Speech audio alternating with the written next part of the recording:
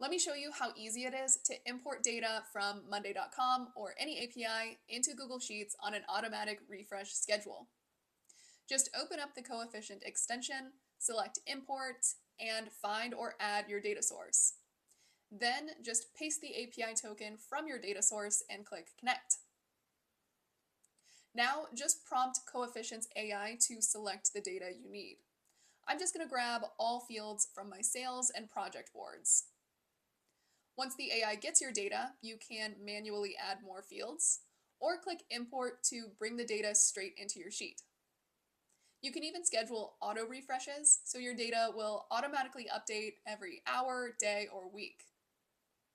Once you have your data in your spreadsheet, Coefficients AI Sheet Assistant can help you build a dashboard.